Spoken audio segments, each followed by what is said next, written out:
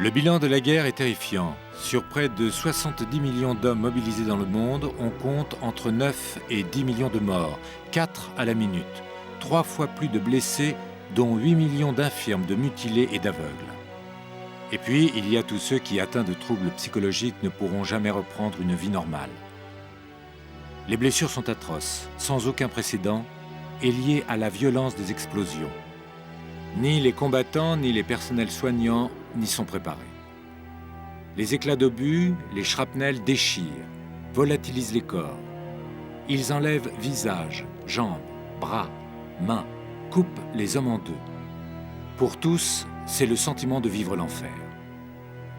Au manque de préparation du monde médical, il faut ajouter le pantalon rouge Garance qui équipe les troupes françaises d'infanterie, les transformant en cibles vivantes et surtout l'archaïsme des stratégies de l'état-major français imbu de sa soi-disant supériorité. Durant les seuls 4 premiers mois de la guerre, l'armée française perd 454 000 hommes. Et le pire est encore à venir. La Première Guerre mondiale marque un franchissement de seuil dans la brutalité infligée au corps et également à l'âme des combattants et les souffrances psychologiques qui sont liées à la guerre moderne. Et la difficulté, c'est de dénombrer le nombre de blessés, justement, dans la mesure où la plupart des blessés l'ont été plusieurs fois. Donc on peut difficilement établir des statistiques sur le nombre de blessés même.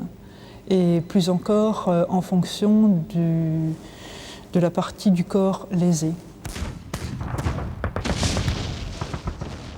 Les corps sont disloqués par la guerre moderne et par la modernisation de l'armement qui explique en grande partie justement ces très gros délabrements physiques et ces séquelles psychologiques.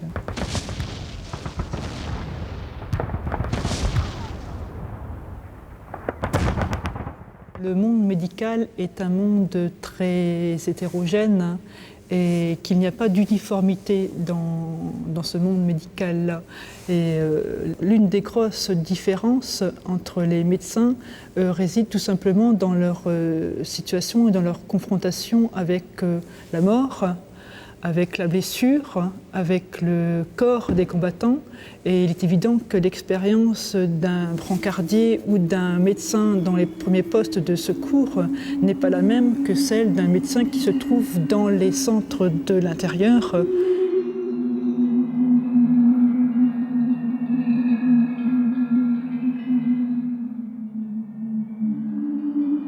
Il en existe plusieurs modèles.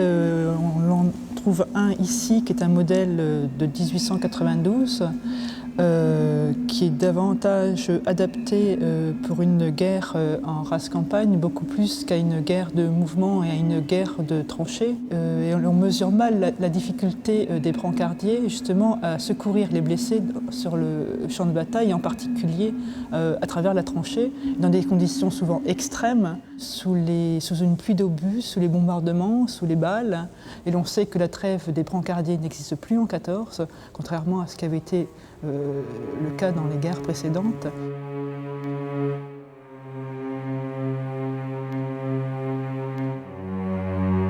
Mais l'une des grandes difficultés auxquelles s'est trouvé également confrontés les brancardiers, c'est le premier triage, en quelque sorte, des blessés auxquels ils se trouvent confrontés. Et souvent, ils ont été amenés à faire ce premier triage et à poser également les premiers soins avec le matériel dont ils disposaient et souvent avec le matériel de premier secours que chaque soldat portait, qui sont les pansements individuels. C'est le premier type de soins et qui vise avant tout à pratiquer l'hémostase, c'est-à-dire à arrêter les premières hémorragies, les grosses hémorragies.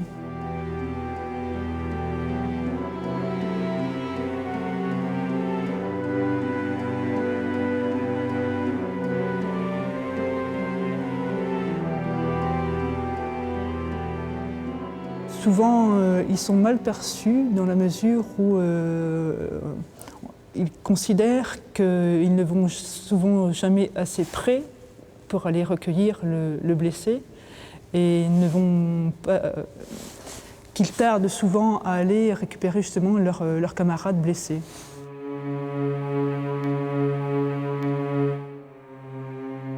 L'une des caractéristiques du groupe primaire, c'est justement que chaque combattant pense pouvoir compter sur l'autre, sur son camarade, pour pouvoir le relever s'il tombait sur le champ de bataille.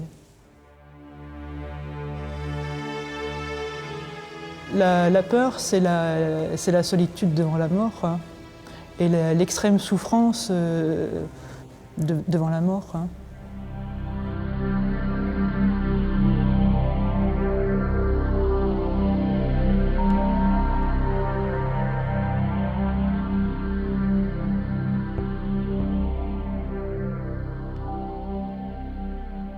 Eh bien, les médecins ont mis en place des formations sanitaires de type poste de secours, ambulance chirurgicale, qui se situent à l'arrière du front, à proximité immédiate du front, de manière à secourir les blessés au plus près du front et à soigner les traumatismes le plus tôt possible, de manière à répondre le plus tôt possible justement à ces traumatismes effroyables.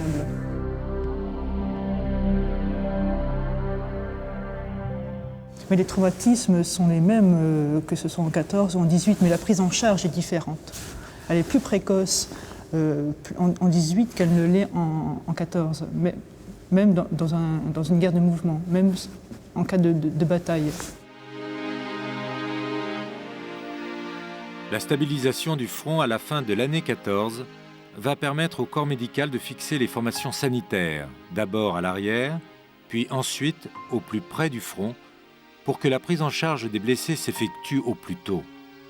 C'est la création des hôpitaux de campagne.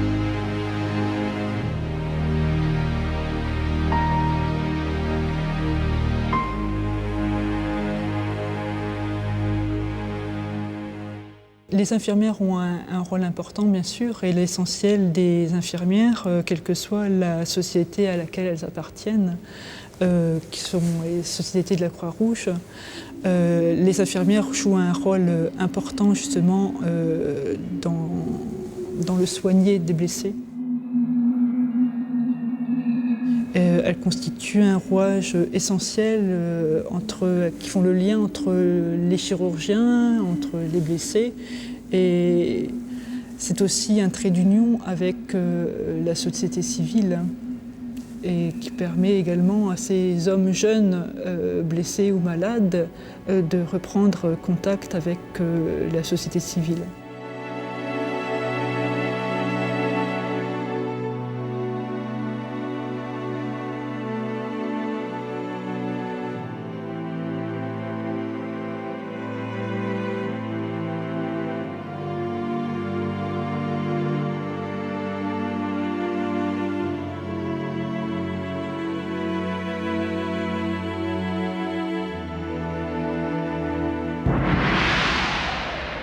Le shell shock est une expression qui apparaît très tôt dans le discours médical britannique. C'est le choc de l'obus. Du côté français, la terminologie est plus vaste, ce qui montre la difficulté à reconnaître cette nouvelle pathologie. Ce sont les désordres nerveux et psychologiques occasionnés par les déflagrations par éclat d'obus, qui sont très divers dans leurs manifestations, qu'ils soient d'ordre psychologique, qui peuvent aller du bégaiement jusqu'aux troubles nerveux, des tremblements.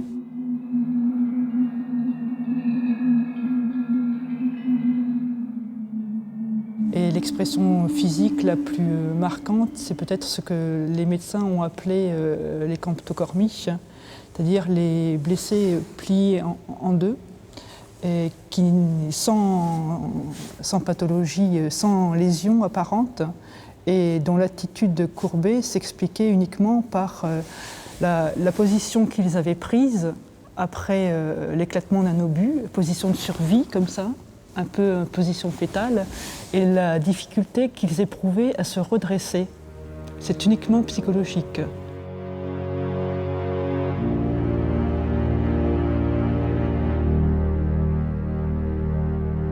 Apparemment, c'est tout à fait nouveau. Et l'une des grandes difficultés auxquelles les médecins ont été confrontés, c'est justement l'incompréhension de ce type de pathologie qu'ils n'avaient pas encore rencontrée et qu'ils expliquaient mal puisqu'ils n'avaient pas de lésion apparente. Puisque la difficulté, c'est justement d'expliquer cette position-là et d'expliquer en général l'origine des troubles psychiatriques.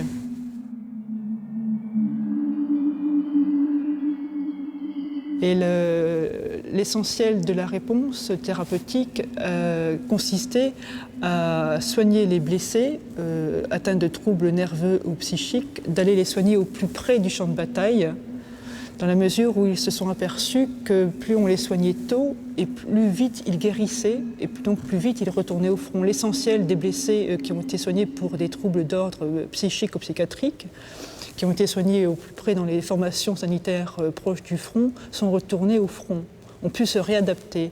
Alors que plus le traumatisme est ancien, ça vaut également pour les traumatismes physiques, plus le traumatisme est ancien, plus il est difficile à soigner et plus il est difficile pour le combattant ensuite de se réadapter à la vie militaire et à la vie du front.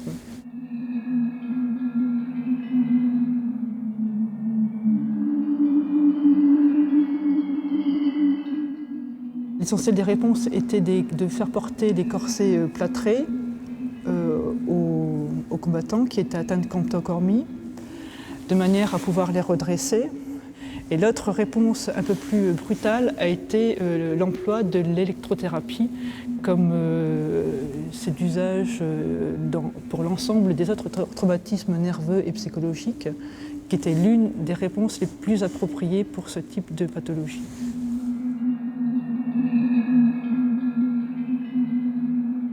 Si l'on considère que le cauchemar est une forme de névrose traumatique, on peut considérer que l'ensemble des combattants qui ont subi l'épreuve du front et l'épreuve du feu ont été atteints de troubles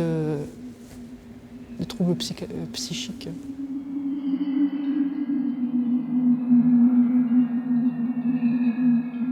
Le mutisme que l'on rencontre chez les combattants est aussi lié à la difficulté justement de rendre compte vraiment de leur souffrance, qu'elle soit d'ordre psychique ou même physique, de la difficulté à trouver les mots pour dire leur souffrance et leur douleur. Et la difficulté également réside dans la non-réception de leur discours vis-à-vis de leurs proches, mais également vis-à-vis de la société civile.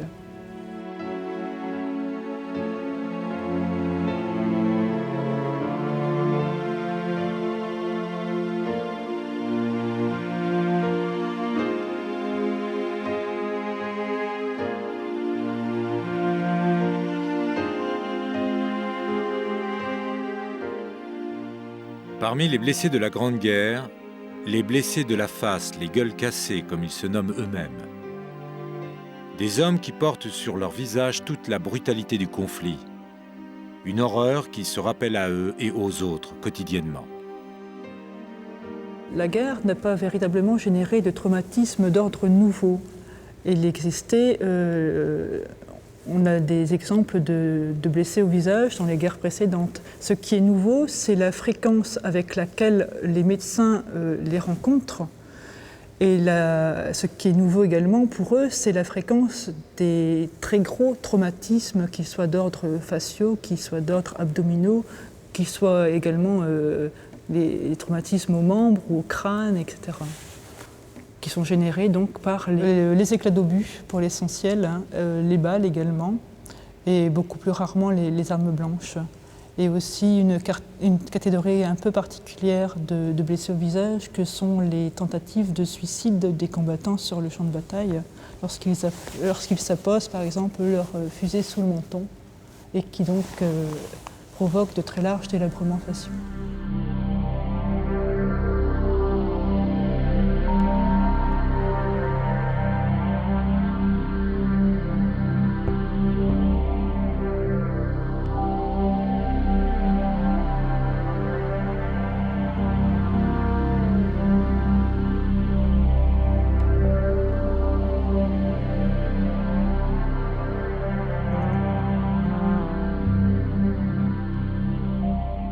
La Première Guerre mondiale a vu l'émergence de cette spécialité à part entière qu'est la reconstruction faciale, pas encore plastique. Et les réponses thérapeutiques ont oscillé entre une certaine forme d'archaïsme avec des méthodes qui étaient connues au XVIe siècle, qui sont tombées en désuétude et qui ont été reprises par les chirurgiens pendant la Grande Guerre, et également quelques innovations. On est passé d'un abstentionnisme opératoire à un interventionnisme opératoire.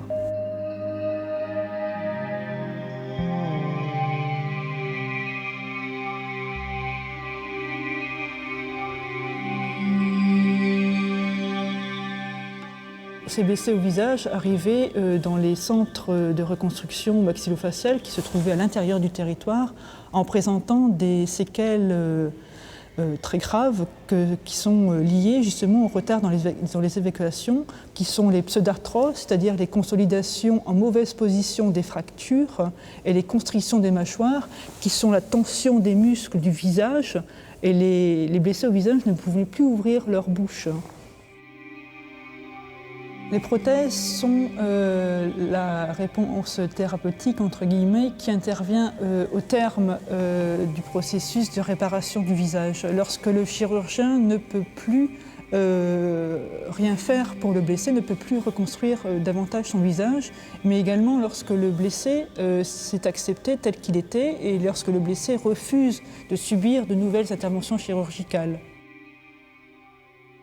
Bien, il s'agit d'une prothèse anglaise, donc une prothèse nasale qui est en gélatine, une prothèse oculaire donc, qui est juste à se poser sur une paire de lunettes. Et l'essentiel des blessés au visage ne portaient pas ces prothèses-là, dans la mesure où le plus souvent elles ne font pas illusion, où l'on remarque de suite la différence de texture et de coloration sur le visage et qu'elles attirent peut-être davantage encore le regard des autres que s'ils ne portent pas ces prothèses-là.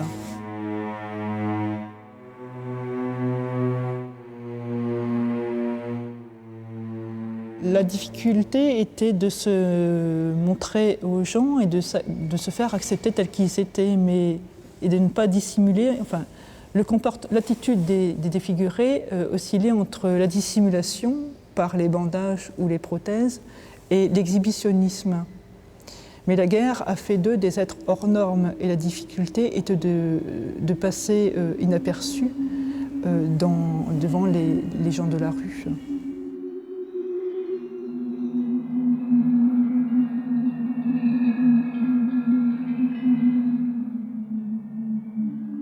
Ils sont parvenus à se réinsérer dans un cadre intime. La quasi-totalité d'entre eux ont réussi à fonder un foyer, mais il semble qu'il y ait eu beaucoup plus de difficultés à se réinsérer avec l'autre anonyme et à se confronter avec les gens de la rue, qui leur renvoyaient sans cesse la violence de ce qu'ils étaient devenus.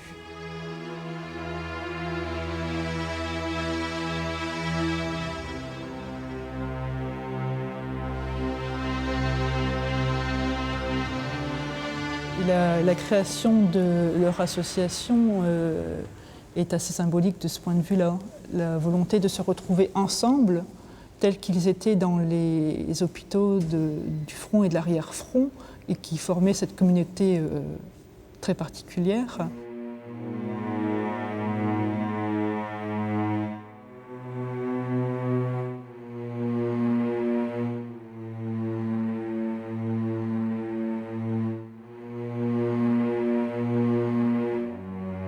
Les réponses thérapeutiques dans les premiers temps de la guerre ont consisté tout simplement à amputer, dans l'amputation.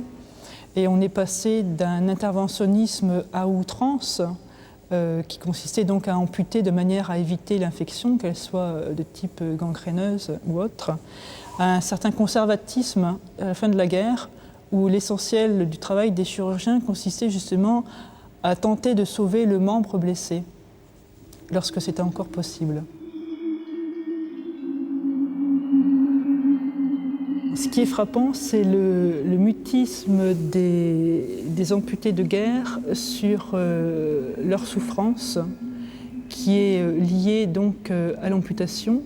Et ces souffrances interviennent, sont d'ordre différent, qu'il s'agisse du membre fantôme ou des douleurs occasionnées par le moignon.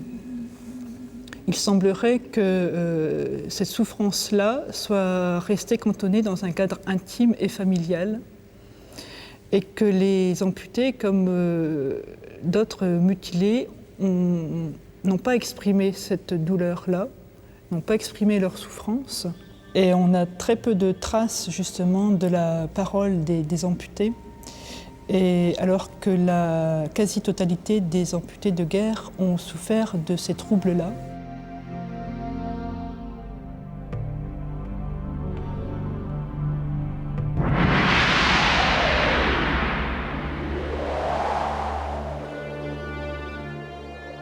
Tous les moyens sont bons pour sortir de la guerre de position. Dans ce combat total, mécanique, technologique, apparaissent de nouvelles armes terrifiantes, les gaz. Les lésions provoquées par les gaz de combat, armes nouvelles, questions nouvelles posées par la guerre au monde médical. Et les premières attaques au gaz, qui datent d'avril 1915 à Ypres, ont marqué particulièrement les esprits, en particulier ceux des médecins, qui se sont trouvés confrontés à des situations auxquelles ils n'avaient pas été préparés et qui sont donc la confrontation avec les combattants gazés. Et les premières attaques ont été particulièrement meurtrières dans la mesure où les combattants n'étaient pas préparés et donc ils n'ont pas eu la possibilité de se défendre contre ces attaques-là. Et les premières attaques au gaz ont été particulièrement meurtrières puisqu'on dénombre à peu près 40 à 50% de tués par les gaz. Alors qu'à la fin de la guerre, la mortalité est beaucoup moins impressionnante. Elle se situe entre 4 et 5%, je crois.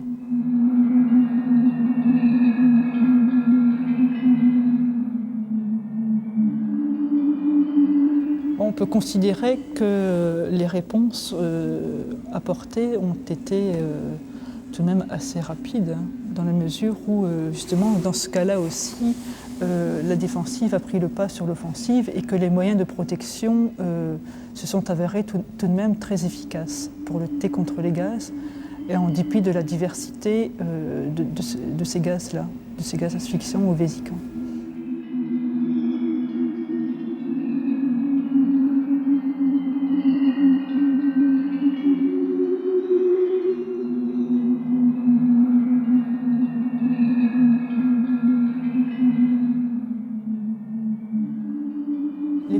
Les premiers soins ont consisté d'abord en des mesures d'hygiène, c'est-à-dire que les médecins recueillaient les combattants touchés par les gaz, les déshabillaient, leur tondaient les cheveux de manière à écarter toute trace de gaz et à les placer dans des sortes de box de manière à les isoler des autres malades. Mais le contenu des thérapeutiques pour les gaz sont assez simples et assez sommaires, qui consistent souvent en des inhalations de manière à désinfecter les voies respiratoires d'huile goménolée ou d'eau mêlée avec de l'alcool. Et dans les cas d'œdème pulmonaire, les réponses ont consisté en des saignées ou en des ventouses sèches ou scarifiées, de manière à décongestionner le poumon rempli de sang. Comme on peut voir en particulier dans l'immédiate après-guerre, la mortalité des blessés des blessés par gaz reste importante.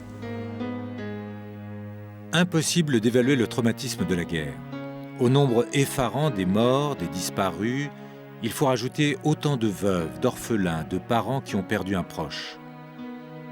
La guerre bouleverse l'ordre des générations, modifie à jamais les structures sociales.